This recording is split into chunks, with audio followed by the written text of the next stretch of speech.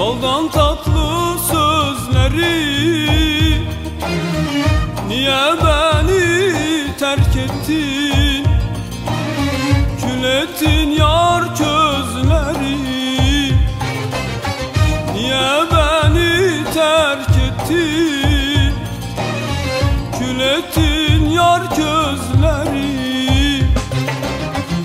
Gece dedim ben sana,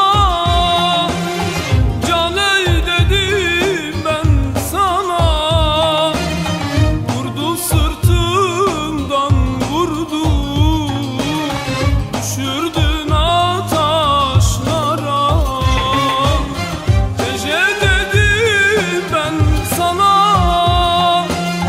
caney dedim ben sana.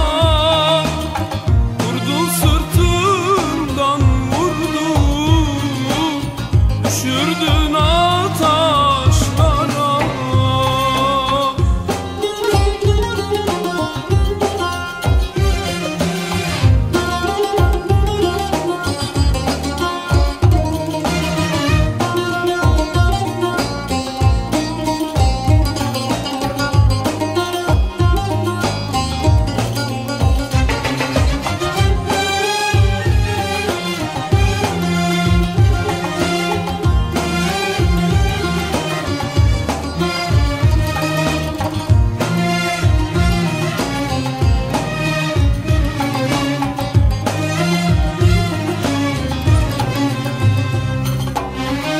Seni ben görmeseydim,